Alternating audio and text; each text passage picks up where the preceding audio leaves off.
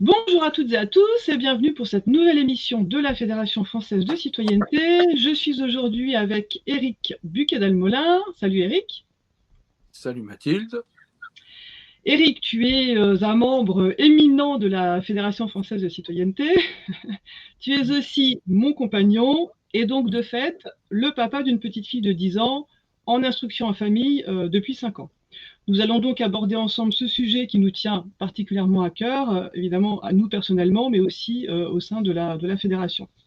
Alors, je précise en préambule que cette nouvelle émission consacrée à l'IEF vient compléter une série de 4 interviews témoignages réalisés entre juillet et décembre 2024, puisque successivement avaient témoigné Audrey, Léna, Amandine et Thomas, ainsi qu'Angèle et Roland, tous, comme nous, faisant partie de la fournée des refusés de cette année 2024-2025. Alors évidemment, ce n'est pas pour parler de nous que je t'interviewe aujourd'hui, mais plutôt pour parler de la situation très préoccupante de l'instruction en famille, ainsi que d'une démarche que nous entamons et dont tu es à l'initiative et dont évidemment tu vas nous parler. Alors avant de te donner la parole, quelques mots sur l'opération éclair de purge de l'instruction en famille à laquelle se livrent l'exécutif et les services de l'éducation nationale pour la 4e année consécutive. Comme vous le savez sans doute, le régime de l'IEF a été modifié par la loi du 24 août 2021, confortant, je cite le titre de la loi, confortant le respect des principes de la République. Passant donc d'un régime déclaratif à un régime d'autorisation, il s'agissait avec cette loi de traquer, je vais mettre ça aussi évidemment entre guillemets, les cas de séparatisme, c'est le terme qui est utilisé, religieux, et bien entendu, toutes les garanties avaient été données aux familles et aux représentants qui ont voté cette loi que seuls les cas de séparatisme religieux justifieraient les refus. Ça, c'était en 2021. Nous avons très très vite compris que l'objectif était tout autre. Objectif d'ailleurs révélé par la directrice générale de l'enseignement scolaire, Caroline Pascal, le 18 septembre dernier, je la cite, ouvrez les guillemets, nous avons des résultats par rapport aux objectifs qui avaient été portés, c'est-à-dire de réduire notamment la très forte hausse, je parle de la très forte hausse d'enfants en instruction en famille qu'il y avait eu après le Covid. Fermez les guillemets. Objectif qui n'a donc strictement rien à voir avec les objectifs énoncés dans la loi. Une vaste escroquerie donc, reconnue d'ailleurs par les députés qui ont voté la dite loi. Donc les résultats de cette purge pratiquée en dehors évidemment du cadre de la loi sont là. Il y a 3 jours, donc le 15 mai 2025, nous apprenions par le ministère de l'Éducation nationale lui-même qu'il n'y avait plus que quelques 22 000 enfants instruits en famille, alors qu'ils étaient 72 000 en 2022 à la sortie du Covid, dixit Caroline Pascal. Et encore, évidemment, ce chiffre s'appuie sur les demandes pour l'année 2024-2025. Donc, combien seront les enfants instruits en famille à partir de la prochaine rentrée? On peut se poser la question, mais encore moins nombreux, évidemment, que 22 000. Combien dans 2 ans? Combien dans 3 ans? Voilà. Alors, première question, Éric, est-ce que tu peux commenter cette situation très, très critique de l'instruction en famille? La commenter. 72 000, 22 000, l'année prochaine, entre 12 et 18, puis l'année suivante, entre 6 et 12. C'est plus qu'une purge, c'est une épuration. L'objectif, c'est de garder que les 3 premiers motifs de la loi et écarter toute famille qui voudrait instruire son enfant. Bon, la raison, elle est extrêmement simple. Il n'y a plus de naissance en France. Il y a une baisse de la natalité qui est colossale, ce qui a représenté entre 17 et 22 près de 400 000 enfants en moins dans l'enseignement du premier degré. Donc, ils cherchent à tout prix à avoir le plus grand nombre d'enfants chez eux pour pouvoir ne pas supprimer de postes d'enseignants. Voilà, c'est à peu près ça. En attendant, le drame, il est humain. On a fait en 22, en 23, en janvier 23, un bilan de la situation des gens face à cette nouvelle loi.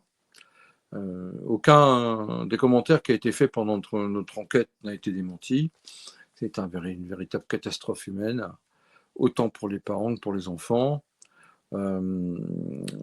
Ça a créé beaucoup de malheurs, beaucoup de tensions, beaucoup de départs, beaucoup de renoncements, et ça n'a pas amélioré du tout la situation de l'éducation nationale. Après, bon, il y a des consciences qui s'éveillent et qui décident de se révolter. On en fait partie. Et de récupérer nos droits.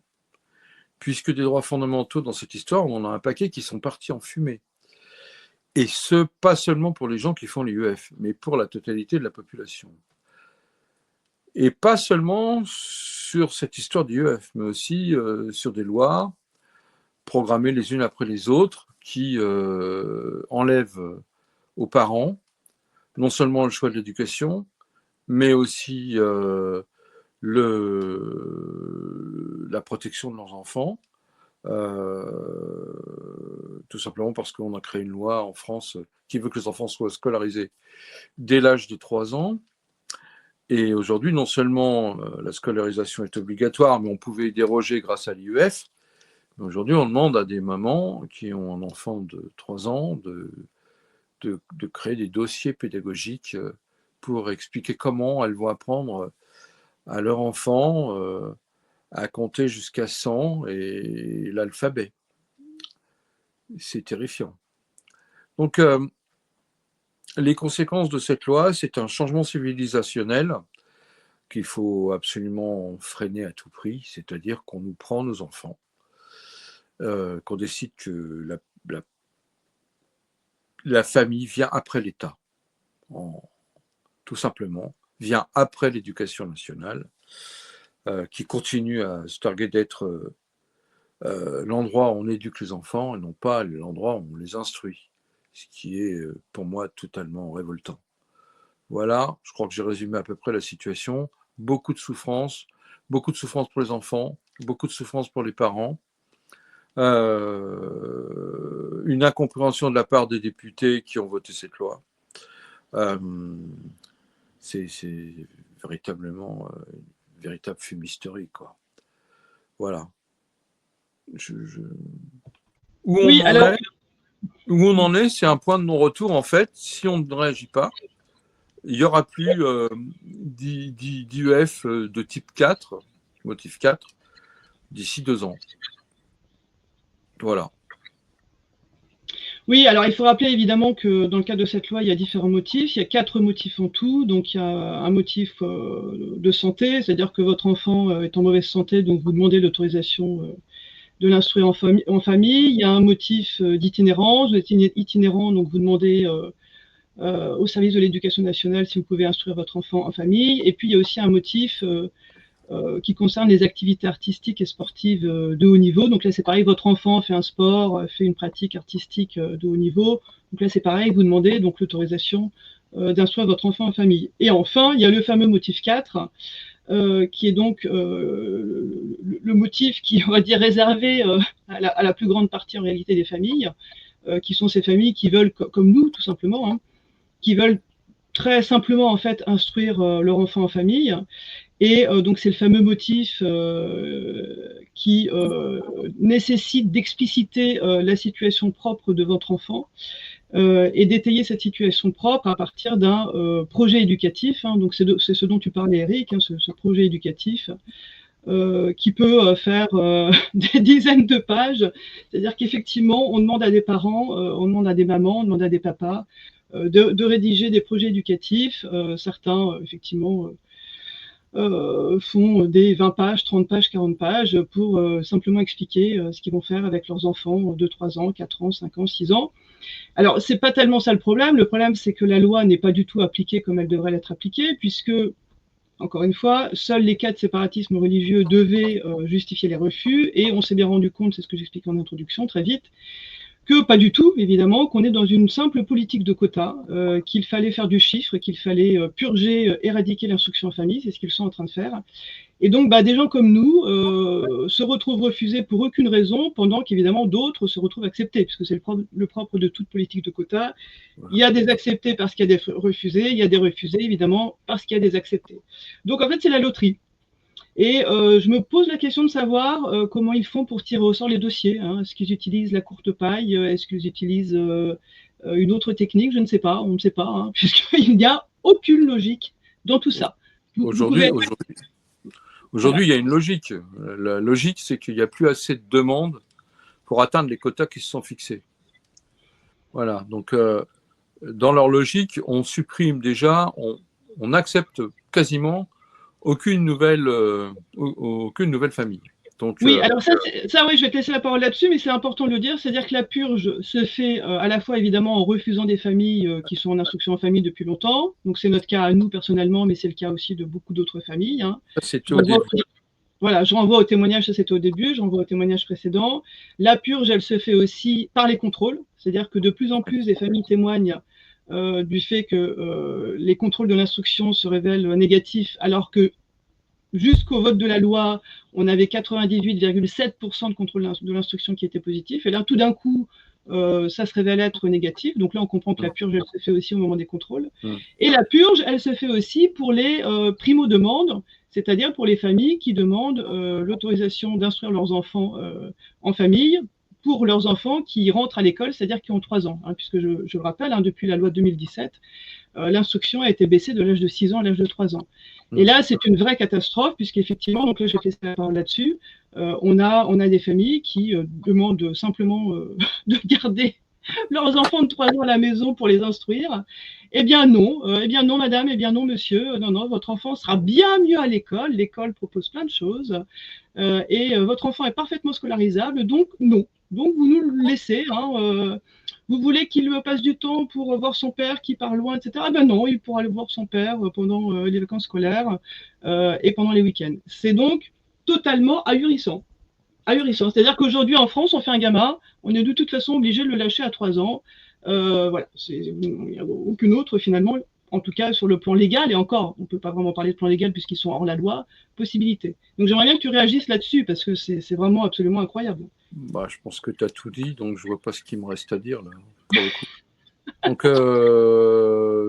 Donc oui, la purge s'est faite au départ, donc on n'accepte pas de nouvelles familles.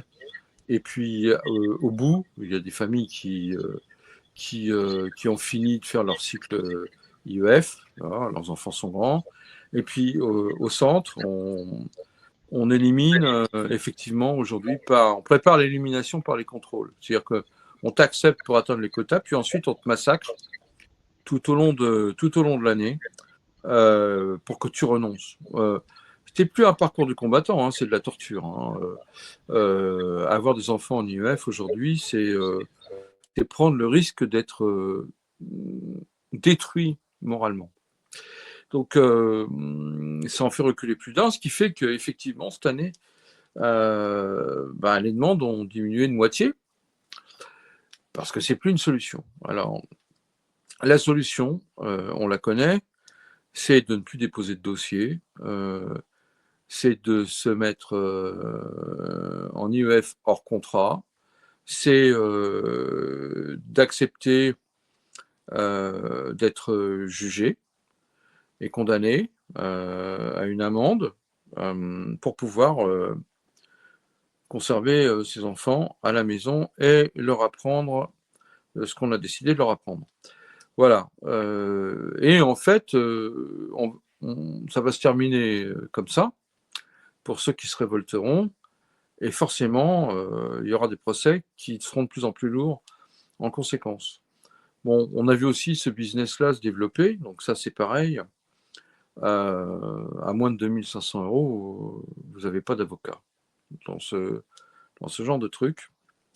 Il y a des avocats évidemment qui se sont spécialisés dans ce secteur. Il ne faut pas leur en vouloir. Hein. De toute façon, les frais de justice, c'est frais de justice. Ce qui fait qu'il y a très peu de familles finalement qui ont l'aptitude à se défendre. Je peux vous dire que vous l'avez sûrement très sèche quand au bout de 18 mois de combat, vous vous retrouvez avec des refus, que vous avez dépensé 3 000 € et que parce que les quotas ne peuvent pas être atteints, on vous dit que cette année, vous êtes autorisé. Je pense que vous vous rendez bien compte de ce que ça veut dire. Ça veut dire qu'en plus, ils font n'importe quoi. N'importe quoi. Donc, on peut vous condamner une année, puis vous autoriser l'année d'après.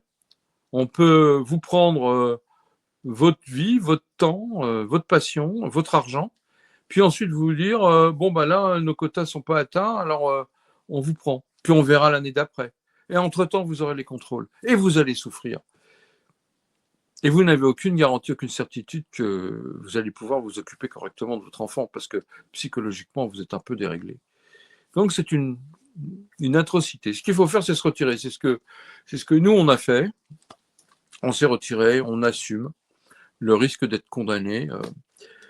Peu importe, ce qui est important, c'est notre enfant et rien d'autre. Alors maintenant, ce qu'il faut savoir aussi, c'est que ces gens ne respectent pas la loi. On vous condamne, mais on ne vous condamne pas parce que vous avez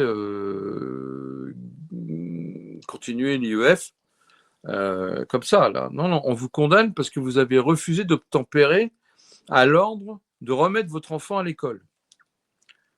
Vous n'êtes pas condamné pour ça, ça ne marche pas. Donc voilà où on en est. On vous condamne pour quelque chose d'accessoire. Non pas sur le principal. Le principal, il n'est jamais abordé en fait.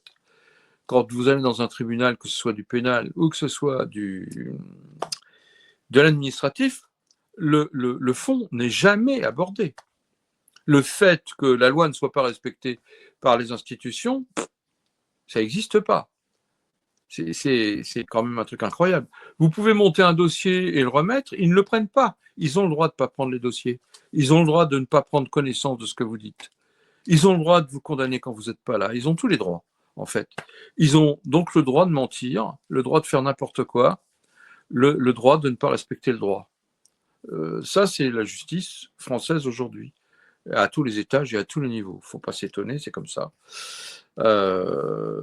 C'est atteint un niveau de corruption étatique complètement incroyable. Donc, on ne peut pas se battre sur ce plan, puisque de toute façon, quelle que soit la décision qui sera prise, positive ou négative, elle sera en leur faveur, selon la stratégie qu'ils ont établie. Donc, qu'est-ce qu'on peut faire pour se battre, en fait? C'est ça la question. Alors, Eric, peut-être avant que tu continues, dire deux mots aussi sur le fait que, on est allé voir, je dis pas on, nous particulièrement, mais beaucoup de familles sont allées voir leurs députés, leurs sénateurs. Oui. C'est important de le dire, y compris les députés et les sénateurs qui ont voté la loi ne comprennent pas en fait ce qui se passe. C'est-à-dire qu'ils ne reconnaissent pas la loi telle qu'elle a été votée en 2021. Encore une fois, toutes les garanties avaient été données. Voilà. Ils disent, on va dire, avoir voté de bonne foi cette loi à partir de ces garanties. Aujourd'hui, ils ne savent pas ce qu'il se passe. Voilà, voilà. Et juste, je rappelle que le 16 janvier dernier a eu lieu donc à l'Assemblée nationale une séance d'évaluation justement de cette loi. Alors il n'y avait pas que l'article qui concernait l'instruction en famille, mais il y avait aussi l'article qui concernait l'instruction en famille. Et on a un certain nombre de députés, tous bords politiques confondus, qui ont interpellé le ministre de l'Intérieur, enfin le sous-ministre de l'Intérieur qui était dans l'hémicycle à ce moment-là, en lui disant mais qu'est-ce que vous faites avec l'instruction en famille? On ne comprend rien. On a énormément de familles qui viennent nous voir, des gens qui sont refusés alors qu'ils devraient être acceptés. Qu'est-ce qui se passe? Et évidemment, on est aujourd'hui, donc le 18 mai, nous n'avons aucune réponse. Alors, tu peux commenter ça aussi un petit peu? Oui, il y a le discours des Mureaux, et tout le monde marche. Il y a le discours des Mureaux, et derrière, il y a l'éducation nationale. Il y a le discours des Mureaux et la nécessité d'éliminer tout ce qui dépasse, qui n'est pas au profit de l'éducation nationale. Il y a à la fois une démarche idéologique et une démarche existentielle. Car sans ces enfants, pour l'éducation nationale, c'est 7000 postes qui auraient dû être supprimés il y a 2 ans. Et à l'horizon 27 ou 28, c'est 12 000 12 000 postes d'enseignants à supprimer parce qu'ils ne modifient pas leur politique, parce qu'ils refusent qu'il y ait des classes de 12, parce qu'ils ne veulent pas payer les gens. Et parce que ces gens veulent avoir le monopole de l'éducation. Enfin, de l'éducation, de l'instruction, normalement. Hein, voilà. Mais qu'ils n'ont pas. La réalité est tout autre. Là, on en parlera dans une autre émission, mais aujourd'hui, le corps enseignant IEF est pas équivalent, mais représente en capacité environ entre 25 et 50% du corps enseignant de l'éducation nationale. Et le corps enseignant IEF a des résultats à hauteur de 98,7% de résultats positifs, ce qui n'est absolument pas le cas de l'éducation nationale. On peut parler aussi de ça, on peut parler du rapport qualitatif des résultats, ce qui est normal. On peut difficilement imaginer qu'un enfant qui a 2 enseignants à la maison, entre 1 et 2 enseignants, voire plus, ne puisse pas avoir de meilleurs résultats qu'une classe de 17, 12 à 17, avec un seul enseignant. Le rapport de force est totalement inégal. Il faudra aussi qu'on parle de ça, c'est-à-dire, je ne sais pas si on va en parler. On va parler non, on va peut-être le garder pour une autre émission, mais non, je parle du contenu de ce dont on va parler aujourd'hui. Oui, ok. Voilà. Alors, venons-en justement, on va dire au principal, c'est-à-dire que donc face à cette situation de l'IEF qui est clairement en voie d'extinction, hein, tu proposes donc qu'on fasse une démarche d'inscription de l'instruction en famille au patrimoine culturel immatériel. Alors, est-ce que tu peux nous parler donc de cette initiative, comment cette idée t'est venue, et après on va détailler un petit peu évidemment la faisabilité de la chose, puisqu'on a déjà commencé à en parler essentiellement tous les deux, mais bon, il faut bien un début. Ouais. Mais voilà, déjà, bon, d'où t'est venue cette idée Cette idée-là, je la traîne depuis plus d'1 an. Seulement, tu sais bien, on a été quand même pris dans la tourmente, comme tous les autres parents. Notre préoccupation a été, pendant les 2 années qui viennent de passer, même les 3, de nous occuper essentiellement de notre fille, qui était tout simplement en danger. Voilà, puisque aujourd'hui, étant privé de droits fondamentaux, comme sortir notre enfant de l'école, si elle y était, mais elle n'y est pas, pour pouvoir la protéger, nous ne pouvons plus. Il y a plein d'autres choses, mais on ne va pas en parler parce que c'est tellement terrifiant. Il faudra bien qu'on en parle, parce qu'il faut que les mamans qui aujourd'hui ont des enfants qui vont bientôt avoir 3 ans sachent de quoi on parle. Enfin, donc, on était préoccupés par ça. Et j'avais lu le discours d'intronisation de Madame Azoulay comme directrice de l'UNESCO. Et de quoi parle-t-elle, cette dame? Elle parle d'éducation. Elle parlait d'éducation, elle parlait le fait que tout enfant doit recevoir une instruction. Elle parlait d'instruction. Tout enfant doit recevoir une instruction, patati patata, etc. Et elle parlait, évidemment, on parle de la France, elle parlait des pays déshérités, certains pays d'Afrique, voilà, où il fallait faire quelque chose, voilà, sans se rendre compte qu'en fait, elle parlait de nous. Nous, les IEF, qui sommes exactement dans la même situation. Donc je me suis dit, pourquoi ne pas faire une démarche auprès de l'UNESCO? Il se trouve que pour faire une démarche auprès de l'UNESCO, il faut d'abord être inscrit au patrimoine français. Puis ensuite, c'est l'État français qui fait une démarche auprès de l'UNESCO. Inutile de dire que ça paraît complexe, mais ça ne l'est pas. La vérité, c'est qu'aujourd'hui émerge une réalité que l'on peut cerner, dont on a des preuves, puisqu'il y a 2 ans, on n'avait pas de chiffres. On ne pouvait pas dire, on est passé de 72 000 à 22 000. Et on ne pouvait pas faire une courbe, parce qu'il y a eu un intermédiaire, et on ne pouvait pas faire une courbe et dire, et puis l'année prochaine, ça sera pire. On ne pouvait pas prétendre qu'il y avait une politique de quotas, puisque Madame Caroline, je ne sais plus son nom de famille, Pascal, n'avait pas encore parlé à l'Assemblée.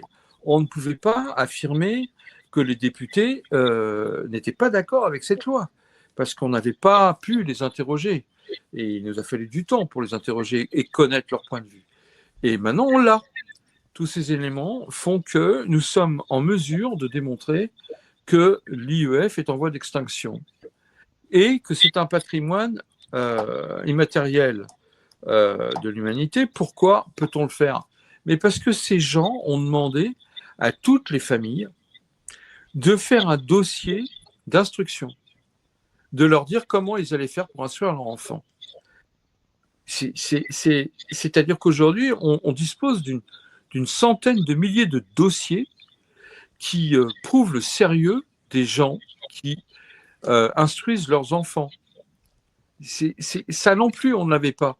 Donc grâce à eux, c'est diabolique, hein, grâce à eux, parce qu'ils veulent notre destruction, nous avons aujourd'hui la preuve que nous étions des constructeurs, des bâtisseurs d'instruction. Et à la carte, on peut dire, enfant par enfant, par enfant, par enfant. Donc, ayant tous ces éléments entre les mains, plus la conscience pour nous et la conscience de toutes les personnes qui font de l'IEF, on peut monter un dossier et il va leur falloir beaucoup de talent pour le refuser. Vraiment beaucoup. Et on pourra monter un groupe de pression parce que ce que l'on demande est extrêmement simple. Nous sommes en voie de disparition, nous voulons être protégés. Et ça va nous permettre aussi d'expliquer quels sont les moyens que nous voulons mettre en œuvre pour, nous protéger l'IEF, le sauver, en fait, le sauvegarder, et deux, faire en sorte que ça ne recommence pas. Car aujourd'hui, nous sommes dans une situation inédite. Nous sommes validés comme enseignants par l'éducation nationale pour enseigner aux autres, mais nous ne sommes pas validés pour enseigner à nos propres enfants. C'est eux qui l'ont fait. Il y a un article, c'est l'article 1, qui dit que on a une équivalence en termes d'enseignement parce qu'on a enseigné au moins pendant 2 ans à nos enfants. Alors oui, je fais une petite parenthèse, effectivement, il se trouve qu'on a par exemple tous les deux demandé, alors qu'on nous a refusé notre demande d'autorisation pour notre fille, alors que ça fait 5 ans qu'on fait l'instruction en famille, qu'on a toujours évidemment des contrôles positifs. On a fait partie donc de la charrette, on va dire, des refusés, on a appris ça en juillet 2024. Et à la rentrée, donc alors qu'on avait reçu une injonction de scolarisation avec tout ce qui va avec, hein, puisqu'évidemment on vous menace de 7 500 € d'amende et de 6 mois d'emprisonnement si vous ne mettez pas votre enfant à l'école. On a fait donc une demande auprès de la direction des services départementaux de l'éducation nationale du Finistère, qui avait donc refusé notre demande pour qu'il nous délivre effectivement cette équivalence en termes d'instruction, hein, et ils nous l'ont délivré. Hein. On a 2 jolies attestations qui disent bien qu'on est des parents instructeurs et qu'on peut instruire effectivement. Et à côté de ça, on avait une petite lettre qui nous disait « Oui, mais attention, hein, c'est pas parce qu'on vous délivre ces attestations de valorisation des acquis en termes d'instruction qu'on vous donne l'autorisation d'instruire votre enfant. » Donc, on avait, avec les attestations, dans la même enveloppe, à nouveau une injonction de scolarisation avec la menace des 7 500 € d'amende et des 6 mois d'emprisonnement. Ça, c'est bon à savoir parce que je pense qu'il y a quand même beaucoup de gens qui ne le savent pas. Il faut qu'ils la demandent. Qui peuvent demander cette attestation, c'est quand même absolument fabuleux. Voilà, donc c'est dans la loi. Comment? C'est un droit, c'est dans la loi, droit, et ils ne peuvent pas refuser. Voilà. Donc, ça veut dire, en termes clairs, que les centaines de milliers de parents qui sont encore, pour ceux qui sont encore vivants, qui sont en France, qui ont élevé leurs enfants, enfin éduqué, instruit leurs enfants en instruction en famille, tous ces gens ont une équivalence par rapport aux enseignants, ce que je disais tout à l'heure, aux enseignants de l'éducation nationale. Donc, tous ces gens peuvent soutenir cette démarche. C'est des centaines de milliers de personnes. C'est pas rien. Maintenant, il y a l'autre volet, c'est qu'il faut qu'on informe la totalité de la population de cette iniquité. Il faut que ces gens comprennent que parce que l'IEF est maintenant sous autorisation, qu'ils ne peuvent plus prétendre protéger leur enfant s'il y a un problème dans l'école. À l'école. Oui, dans l'école. Moi, je préfère dire dans l'école. Dans l'école. Voilà. Le danger ne vient pas forcément des enseignants. Ce n'est pas la question. Nous savons tous très bien qu'il y a des souffres-douleurs dans les écoles. Mais il y a aussi, peut y avoir un problème tout simplement d'adaptation psychologique. À l'âge de 3 ans, un enfant n'a pas envie de quitter sa mère. Pour certains, c'est un drame qui dure, un drame définitif en fait, qui demande des années et des années de psy. Voilà. Donc, il faut que les parents le sachent, ils ne peuvent plus rien faire sans se mettre sous le coup de la loi.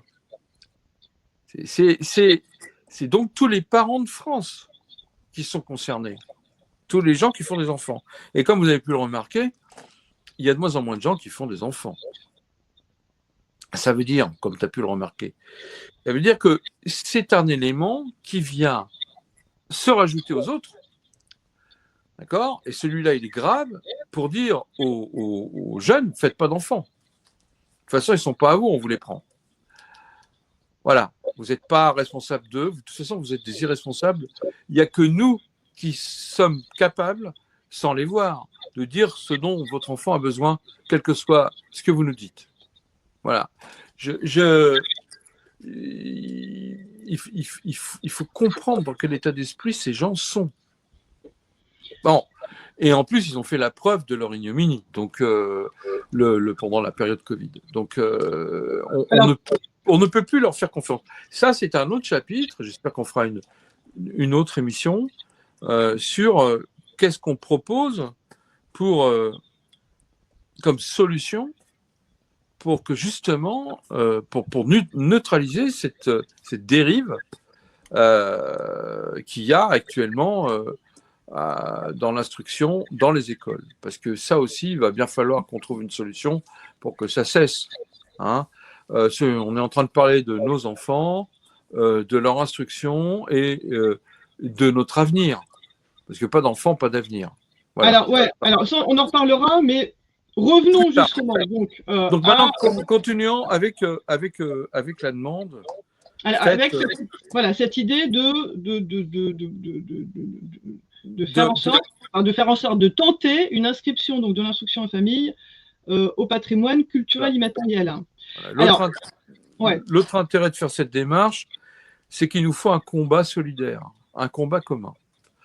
L'IEF, tout le monde doit en avoir conscience, est limitée dans nos choix par la loi. Elle nous dit que, par exemple, on ne peut pas faire une classe commune avec d'autres IEF.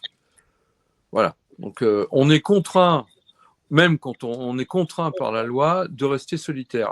Argument qu'ils utilisent pour dire que nos enfants ne sont pas sociabilisés. Ce qui est totalement faux, puisque pour le coup, les seules études qui ont été faites sur le sujet démontrent par A plus B que l'ensauvagement à l'école crée une sociabilité de pacotille, ce qui n'est absolument pas le cas pour les enfants qui sont en IEF et qui ont des contacts permanents avec les autres enfants en IEF, mais avec tous les autres enfants et avec énormément d'adultes, ce qui n'est pas le cas des enfants qui sont mis entre 4 murs, entre 4 grilles, voilà, et livrés finalement eux-mêmes entre eux, sans contrôle. Donc voilà, je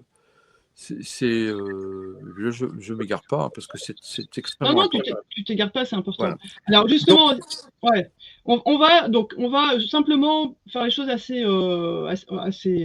courtes. Ouais, aide-moi. Expliquer les gens comment ça se passe en fait une inscription d'un élément, puisque donc c'est le terme élément qui est retenu. Hein. Un élément, ça peut être, en l'occurrence, pour le patrimoine culturel immatériel français, c'est la gavotte bretonne, le fest-noz, ou là je prends des exemples bretons parce qu'on est bretons. Mais ça peut être l'apprentissage du braille, on verra tout à l'heure, on va en parler tout à l'heure. Ça peut être le compagnonnage. Enfin bon. Donc nous, notre élément, évidemment, c'est l'instruction en famille.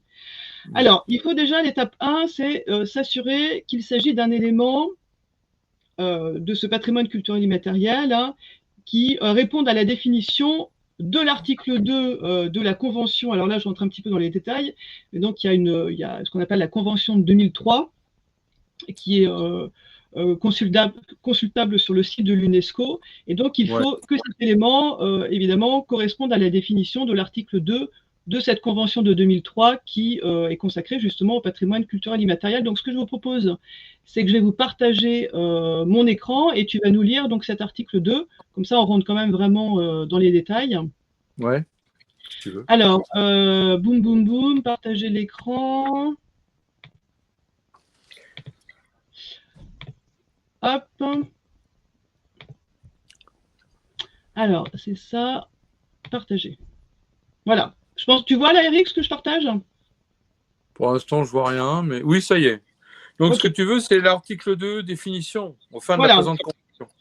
Donc, voilà ce que ça dit. On entend par patrimoine culturel immatériel les pratiques, représentations, expressions, connaissances et savoir-faire, ainsi que les instruments, objets, artefacts et espaces culturels qui leur sont associés, que les communautés, les groupes et, le cas échéant, les individus reconnaissent comme faisant partie de leur patrimoine culturel. Ce patrimoine culturel immatériel transmis de génération en génération est recréé en permanence par les communautés et groupes en fonction de leur milieu, de leur interaction avec la nature et de leur histoire, et leur procure un sentiment d'identité et de continuité, contribuant ainsi à promouvoir le respect de la diversité culturelle et la créativité humaine.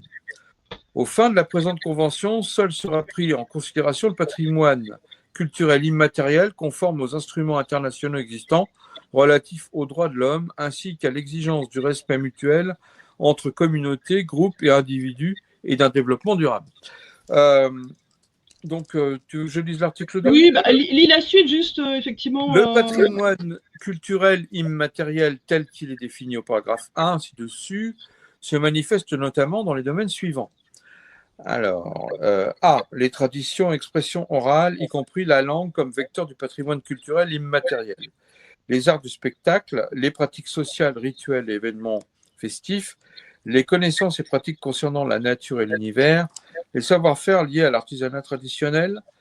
3, on entend par sauvegarde les mesures visant à assurer la viabilité du patrimoine culturel immatériel, y compris l'identification, la documentation, la recherche, la préservation, la protection, la promotion, la mise en valeur, la transmission, essentiellement par l'éducation formelle et non formelle, ainsi que la revitalisation des différents aspects de ce patrimoine. Ok, on va s'arrêter là. Je pense que c'est utile d'en dire beaucoup plus. Non, mais ça va. Ouais, vas-y.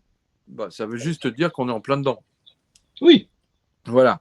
Donc, voilà. Il y a à cela, il faut rajouter la notion d'urgence. Hein, on est d'accord? Oui. Oui, oui, tout à fait. Alors, oui, j'étais en train de fermer la. Alors, une fois qu'on estime effectivement qu'on rentre dans cette définition, il faut donc faire inscrire l'instruction en famille, en l'occurrence, évidemment, à l'inventaire national du patrimoine culturel immatériel en France. Bon, là, voilà. on va pas rentrer dans les détails, mais bon. Il y a un dossier au final à réaliser que nous allons réaliser, qui fait une trentaine de pages, auquel aujourd'hui nous pouvons répondre à toutes les questions, a priori, enfin à tous les articles, de façon très concrète. Voilà. Et ce document doit être accompagné, en fait, de la liste des soutiens, hein, et des participants à la rédaction de ce document. Donc, le sujet de cette émission, c'est ça. Hein. Nous allons réaliser cette demande et nous avons besoin du soutien de toutes les personnes qui considèrent que notre démarche est bonne.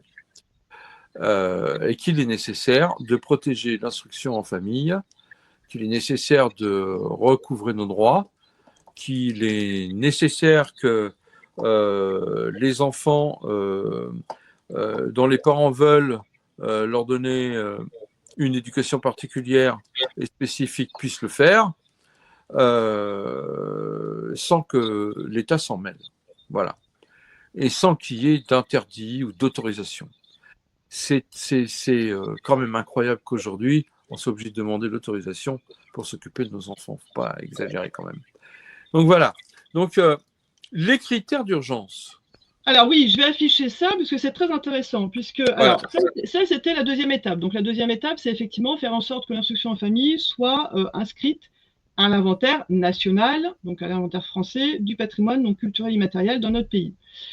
Donc c'est la fiche dont tu parlais à l'instant. Une fois qu'il y a donc inscription de l'instruction en famille au patrimoine culturel immatériel français, là c'est l'État qui, bon, là bon, on voit loin, hein. Mais bon, c'est l'État qui est donc censé demander après l'inscription de l'élément, donc évidemment en l'occurrence l'instruction en famille, au patrimoine culturel immatériel de l'UNESCO. Et dans le cadre de cette demande d'inscription, il peut y avoir donc une inscription d'urgence. Alors, on va lire ensemble ce qui est inscrit sur le site de l'UNESCO parce que vous allez voir, c'est tout à fait intéressant et on a l'impression finalement qu'il parle de notre cas, qu'il parle vraiment de l'instruction en famille. Alors, je vais à nouveau donc partager l'écran.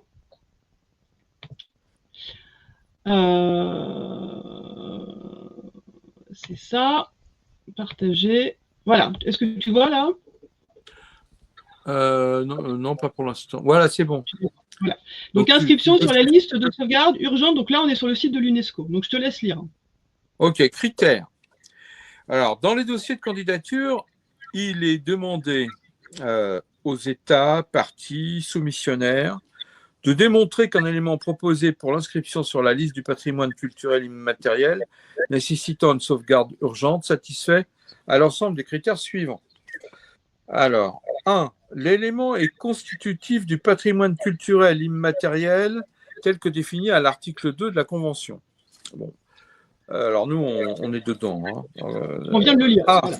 L'élément nécessite une sauvegarde urgente parce que sa viabilité est en péril, en dépit des efforts déployés par la communauté, le groupe ou le cas échéant, les individus et l'État ou parties concernées. Voilà. L'élément B, l'élément se trouve dans une nécessité extrêmement urgente de sauvegarde parce qu'il a fait l'objet de menaces sérieuses auxquelles il ne pourrait pas survivre sans sauvegarde immédiate. Je rappelle que l'ONU a condamné la France en ce qui concerne son attitude vis-à-vis de l'instruction en famille, hein, en lui demandant d'arrêter.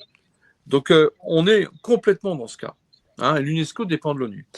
Donc, en 3, des mesures de sauvegarde sont élaborées pour qu'elles puissent permettre à la communauté ou groupe, le cas échéant aux individus concernés, de poursuivre la pratique et la transmission de l'élément. Donc, vous comprenez bien qu'à partir du moment où l'UNESCO classe le dossier et dit bon, bah, maintenant, il faut arrêter l'instruction en famille continue, la demande d'autorisation, c'est terminé. Elle est gommée. C'est ça le propos, quand même. Donc, 4, l'élément a été soumis au terme de la participation la plus large possible de la communauté, du groupe ou le cas échéant des individus concernés et avec leur consentement libre, préalable et éclairé. Donc là, on parle du peuple français. Hein. C'est-à-dire qu'on va s'adresser à tout le monde, on va leur expliquer notre démarche, on espère qu'il y aura des relais, ne serait-ce que les groupes IEF, les députés qui se sont révoltés, les groupes les associations, évidemment, les associations, les groupes politiques qui ne sont pas d'accord, et ensuite tous les particuliers qui ont pratiqué ou pratiquent l'IEF, évidemment. Et ça doit être fait préalablement à l'inscription et c'est très très important dans la décision évidemment de l'UNESCO. Alors, l'élément figure dans un inventaire du patrimoine culturel immatériel présent sur le territoire de l'État, partie soumissionnaire, tel que défini dans l'article 11 et l'article 12 de la Convention. En fait, si vous êtes inscrit au patrimoine français, eh ben, c'est bon. Et ensuite, dans le cas d'extrême urgence, ce qui est notre cas, les États, parties concernées, ont été dûment consultés sur la question de l'inscription de l'élément conformément à l'article 17 de la Convention. Donc, en fait, on correspond à tous ces critères. Ce qui n'est absolument pas le cas il y a un an, encore moins il y a 2 ans, Donc l'idée nécessitait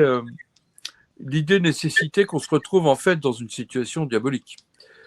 Voilà, si vous voulez, on ne peut sauver quelqu'un qui se noie, pas quelqu'un qui flotte. Voilà. Donc voilà, on en est là. Mais on y est. On est au moment où il faut prendre cette décision d'inscrire. Bon, il y a d'autres facteurs. Il y a le fait. J'ai beaucoup de respect pour Madame Azoulay, mais le problème, c'est qu'elle est française, qu'elle a été nommée alors que Hollande était président, que Hollande et Macron, c'est exactement la même chose. Et là, elle va partir de son mandat, son deuxième mandat de 5 ans, alors que Macron est toujours président. Donc, c'est difficile d'envisager de lui confier ce dossier, surtout qu'elle est en fin de mandat. Donc, on va attendre qu'il y ait quelqu'un d'autre qui soit nommé. Bon, enfin, ça, c'est à condition que la France, déjà, accepte d'inscrire l'instruction en famille au patrimoine. À mon avis, ce sera long. C'est un combat. Le dossier doit être rempli. Le nombre de soutiens doit être énorme. Autrement, il y a. Et enfin, on peut espérer un basculement politique au moins en mai 27. Donc, on doit consulter aussi et obtenir le soutien du maximum de partis politiques. Voilà. Ça m'étonnerait beaucoup qu'on obtienne le soutien Encore que, il y a on sait que nous aurons le soutien de certains députés macronistes. C'est terrible à dire, hein, parce que c'est quand même eux qui l'ont poussé cette loi. Mais c'est vraiment une décision personnelle. C'est à eux de voir. Moi, on peut, voilà. Au niveau des partis politiques, bon, bah, on voit bien qu'à part les socialistes, tous les autres partis politiques ont pris position pour l'instruction en famille, même les communistes. Donc voilà, on peut espérer quand même. Voilà. Puis il y a tous les partis qui sont externes. Voilà. Alors, moi, je voulais juste quand même, à titre de comparaison, un petit peu pour conclure, après on pourra encore ajouter quelques mots. Je suis allée voir quels éléments français, donc inscrits sur la liste du patrimoine culturel immatériel français, étaient aussi donc inscrits sur la liste du patrimoine culturel immatériel de l'humanité. Je vous en donne quelques-uns, c'est juste assez marrant en fait à observer. Donc, par exemple, donc sont inscrits au patrimoine culturel immatériel de l'humanité le savoir-faire de la dentelle au point d'Alençon, Ouais. le compagnonnage, Ouais. l'équitation de tradition française, ouais. le fest-noz, ouais. la fauconnerie, ouais. l'art de la construction en pierre sèche, ou encore la culture vivante de la fête foraine qui a été inscrite là très récemment, qui a été ajoutée sur la liste du patrimoine mondial en décembre 2024. Donc, bon, à titre de comparaison, l'instruction en famille a évidemment absolument toute sa place. Oui, alors c'est plus qu'une place. Hein. Je veux dire, ces gens ont une vision du classement du patrimoine qui est un peu restrictive. Bon, en ce qui concerne l'instruction en famille, c'est une pratique. Que dire, l'instruction en famille. Depuis que la famille existe, l'instruction en famille existe. Voilà. C'est très simple. Quelle que soit la chose que les parents enseignent à leurs enfants, l'objectif est de les rendre plus indépendants, plus intelligents. Voilà, que ce soit la chasse, la pêche ou la lecture. C'est extrêmement simple en fait. On est sans doute le plus vieux métier du monde. C'est bien plus que l'autre. Voilà. Donc,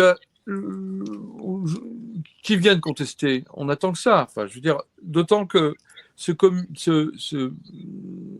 évidemment qu'on peut créer un comité scientifique. Hein, on va essayer d'ailleurs. de créer un comité scientifique, puisqu'on peut le faire dans le cadre de cette demande. Le comité scientifique, on peut peut-être composer des chercheurs en Sciences de l'éducation. Voilà, en sciences de l'éducation, qui ont là sous la main une manne absolument incroyable de plusieurs centaines de milliers de dossiers à étudier pendant des années, s'ils veulent, hein, et dans lesquels il y a toute la science de l'instruction. Attention, toute la science de l'instruction réussit. C'est-à-dire que nous n'avons pas de problème pour afficher ce patrimoine. Voilà. Quand on veut absolument faire n'importe quoi, faire souffrir les gens, il en sort toujours quelque chose de positif. Le côté positif, c'est ça, c'est que jamais, à aucun moment, dans toute l'histoire de l'instruction en famille, n'a été demandé aux gens comment ils faisaient pour instruire leurs enfants. Et là, pour pouvoir les détruire, une organisation malsaine qui est en bout de course et qu'il va falloir réformer de toutes pièces. Autrement, c'est la cata parce que la chute. Mais non, continue. L'organisation. Donc, les solutions sont dans ces textes. Donc, tu voulais dire qu'une organisation a donc demandé aux parents d'écrire des projets éducatifs dans lesquels ils expliquent comment ils font pour instruire leurs enfants. Donc, ils nous donnent les archives, ils nous donnent les armes pour les battre. Je les applaudis, je leur dis merci de nous avoir fourni cette preuve matérielle, hein, de la culture immatérielle et patrimoniale des familles françaises en ce qui concerne l'instruction de leurs enfants. Voilà. Et ça, ils peuvent faire ce qu'ils veulent maintenant, hein. Ça existe. C'est des tonnes et des tonnes et des tonnes et des tonnes de papier. Et le pire, c'est qu'ils les ont et qu'ils ne vont strictement rien en faire. Leur façon d'utiliser ces papiers, c'est incroyable quand même. C'est soit de les foutre, soit c'est de ne pas les lire. Ça, c'était dans les 2 premières années. Tiens, celui-là, je le prends, celui-là, je le prends pas parce que là, il y avait foison. Puis maintenant, il y en a de moins en moins, donc ils sont obligés de les lire, j'imagine. Et dedans, il y a tout ce qu'ils ne savent pas ou plus faire. Il y a toutes les solutions à leurs problèmes. Et ils ne vont pas les utiliser pour ça. Et en plus, ils ont reconnu notre qualification. Ils ont reconnu notre qualification. Nous sommes qualifiés pour monter un dossier d'instruction. Et la seule réponse qu'ils ont, c'est ça, on peut le faire, ça, on peut le faire, ça, on sait faire, ça, on va le faire, etc. Alors que ce n'est pas dans la loi. C'est un truc de fou. Et les gens qui paniquent parce qu'ils ont peur de perdre leur poste. Parce qu'il y a de moins en moins d'enfants, tu comprends. Et la matière première de l'instruction, enfin de l'éducation nationale, ce sont les enfants. Il faut bien comprendre ça, hein. Pas d'enfants, pas d'instruction, pas d'école. Pas d'enfants, pas d'école. Voilà. C'est comme ça qu'ils ont conçu leur truc. Pas d'enfants, pas d'école. Voilà. Moi, j'aurais pensé, c'est pas d'instructeur, pas d'école. Non, c'est parce que tant qu'il y en a un à qui tu peux enseigner, puis s'il n'y a plus d'enfants, tu prends des chats ou des chiens, tu leur apprends quelque chose. D'accord? Mais non, c'est un truc de fou, quoi. Donc, je pense pas qu'ils vont pouvoir, si on arrive à convaincre les gens de nous soutenir, et il y a une méthodologie, j'espère que tu vas la mettre en place, cette méthodologie, pour accueillir les gens et leur dire oui, je vous soutiens, qu'est-ce que je dois faire? Remplissez ce papier, voilà, j'imagine que c'est ça qu'il faut faire. Voilà, ils ont tous été capables de remplir des dossiers de 30 pages par enfant pour expliquer leur méthode. Et je pense qu'ils sont capables de remplir un papier qui fait 3 lignes pour nous soutenir. Et j'espère quand même dans cette démarche. Il n'y a pas d'autre façon, parce que tu sais, tu me connais, j'ai réfléchi, j'ai cherché.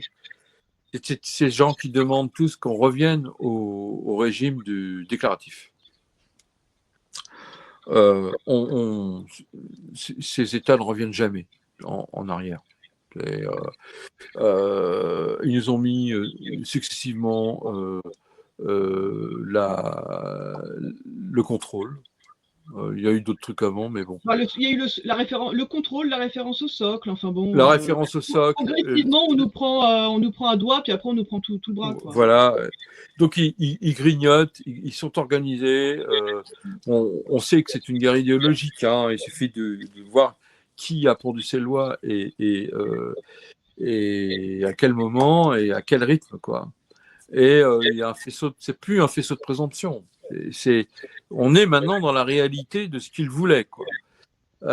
Et nous, il faut qu'on s'en sorte. Et il y a toujours des contre-feux. Il y a toujours une parade. Et là, il y en a une. Elle est simple, en fait, elle est évidente. On nous met dans le désespoir total et on a les moyens de prouver qu'on nous met dans le désespoir total parce que ce qui nous appartient de droit est en train de disparaître parce que des hommes de mauvaise volonté ont décidé de nous faire disparaître. Voilà. Et ça, c'est insupportable. Et à chaque fois qu'on nous fait ça, il y a forcément un contre-feu. Il y a quelque chose, quelque part, qui peut nous permettre de nous battre. J'ai beau faire le tour, je ne vois que ça. C'est Écoute, en attendant, bon, c'est ce qu'on propose. De toute façon, encore une fois, qui ne tente rien n'a rien. Tant qu'on n'a pas tout tenté, on n'a rien tenté. Donc, bon. Ah non, mais tout tenter, tu sais bien que on a des conflits d'intérêts. Tout tenter, on a peur pour nos gosses. Bah, je sais bien. Ouais. Les gens qui ont leur autorisation, ils sont soulagés un temps, pas longtemps, mais ils sont soulagés un temps. Je les plains parce qu'ils vont souffrir, parce qu'ils sont destinés à être éliminés. Donc, à un moment donné ou à un autre. Mais bon, la nature humaine est ainsi faite que bon, on utilise tous les moyens à notre portée pour protéger nos enfants et nous protéger. Voilà, nous, on a fait un autre choix. Hein, notre combat est totalement différent. Il faut bien admettre qu'on a une paix royale, remarque bien. Hein. C'est sûr. Faut dire que je ne sais pas ce qui s'est passé, mais on n'a pas trop été embêtés, ce qui n'est pas le cas de tout le monde. Hein. Voilà. Donc, on ne va pas rentrer dans les détails des dossiers des uns et des autres. Voilà. En tout cas, écoute, j'avais encore 2 questions à te poser, mais on va les garder pour la suite, puisque. C'est sur quoi voilà. Comment? C'est sur quoi tes 2 questions? Eh ben non, mais on va pas les faire maintenant. On avait prévu de toute façon de faire d'autres émissions. La suite, ce sera comment vois-tu l'instruction en famille du futur? Oui, c'est la prochaine émission, ça. Et comment vois-tu l'avenir de l'éducation nationale? Oui, ça, c'est la 3e émission. Voilà. Donc, de toute façon, ça, c'était le chapitre 1. Donc, purge de l'instruction en famille, que peut-on y opposer? Bon, on clôt donc ce chapitre 1.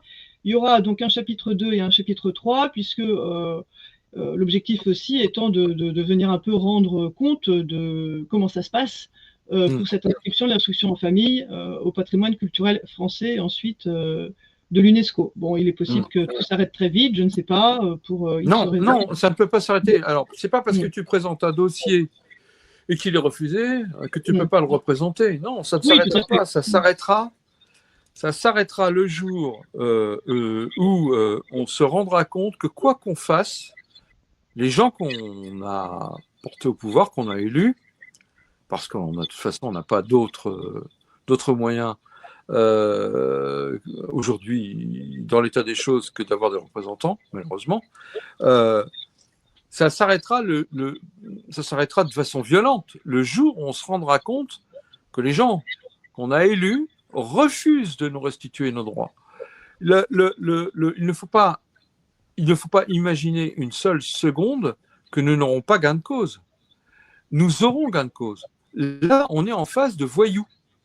Et donc, on ne peut pas continuer avec des voyous. Il y a un moment donné où ça va s'arrêter. Donc, je ne sais pas comment, mais il est souhaitable que ça s'arrête dans le calme et la bonne humeur. Donc, la solution qu'on propose, c'est une solution calme et de bonne humeur.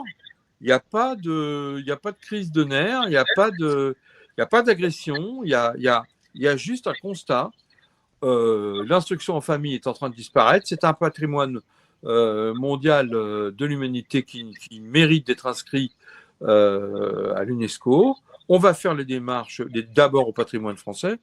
On va faire les démarches. On aura donc un outil énorme, d'accord, fantastique pour montrer aux gens à quel point on se fout de notre gueule s'il y a un refus, d'accord, et créer un lobby de cette force, c'est de toute façon à terme gagné. Et si on perd, s'il faut 10 ans, on mettra 10 ans. C'est pas important. Ce qu'il faut, enfin c'est pas important. Ce qu'il faut, c'est comprendre que si on n'engrange pas, si on ne met pas en place une méthodologie de refus, de non-acceptation de la situation telle qu'elle est, on est mort. Voilà, nous, tu sais bien on s'est mis en IEF hors contrat, c'est ce qu'on leur a dit. On s'est mis sous la protection des députés parce que la loi n'est pas respectée. Et le résultat, c'est que ça va pas si mal. Donc, il y a donc même des solutions intermédiaires.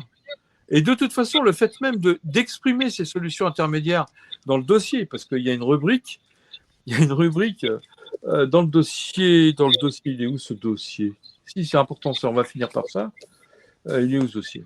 Le dossier à remplir. Donc, le dossier à remplir pour l'inscription de l'IEF au patrimoine culturel immatériel français. Voilà. Dans ce dossier, il y a écrit « Mesures de sauvegarde envisagées ». Il faut mettre, il y a mise en valeur et mesures de sauvegarde existantes, d'accord? Donc, il y a déjà. Et ensuite, il y a mesures de sauvegarde envisagées. Il s'agit bien d'expliquer que la situation est extrêmement mortifère et de dire ce que l'on envisage de faire pour se protéger. Arrêter de... Donc, à partir du moment où tu as créé ça et que tu dis dans les mesures de sauvegarde envisagées, ne plus remplir de dossiers à l'éducation nationale, d'accord, et se mettre en IEF hors contrat et sous la protection des députés qui refusent l'application de cette loi, comme réplique, si tu veux, c'est fort. Mais si tout le monde le fait, c'est terminé. Voilà. Mais il faut avoir une bonne raison de le faire. Il faut qu'il y ait un combat. Il faut qu'on sache qu'au bout du compte, au bout du bout, on va gagner. Voilà. Bon, l'UNESCO, c'est la solution. D'autre part, quand tu envoies ton dossier à l'État, évidemment que tu envoies un double à l'UNESCO pour leur signifier qu'effectivement, tu es en pleine démarche de protection. Voilà. Il faut faire feu de tout bois pour obtenir gain de cause. Voilà. Mais dans un cadre légitime, harmonieux, qui nous permet de ne pas nous engueuler et de nous entendre tous, parce qu'en fait, on mène tous le même combat. Mais de façon totalement désordonnée. Voilà. C'est sur ces bons mots qu'on va s'arrêter. Ouais. On se retrouve très vite pour une nouvelle émission. Donc, le chapitre 2 de Purge de l'instruction en famille, que peut-on y opposer? Et puis, alors, vraiment, donc, je vous affiche d'ailleurs notre adresse mail, puisque, évidemment, si vous voulez nous contacter, donc là, j'ai mis l'adresse de la Fédération française de citoyenneté, donc contact@ffcitoyenneté.fr. Après, on est tous les deux sur Facebook, à nos noms, avec nos photos et compagnie. Donc, vous pouvez aussi tout à fait nous contacter directement via Messenger sur Facebook. Bon, il n'y a aucun problème. Donc, en tout cas, ou nous mettre évidemment un commentaire sous cette vidéo. Voilà, donc n'hésitez pas à nous contacter si ce que vous avez entendu vous parle, si vous avez envie de vous joindre à nous, si vous êtes une association et que ça vous intéresse. Bon. Voilà, de toute façon, nous viendrons vers vous. Nous irons voir, évidemment, il n'y a pas 36 000 associations non plus, mais nous irons voir toutes les associations de défense et de sauvegarde et de promotion de l'instruction en famille. Voilà, donc n'hésitez pas à nous contacter. Et puis, écoute, Eric, je te salue. Merci, je vais te retrouver très vite. et à très vite. À très vite. Allez, salut! Salut.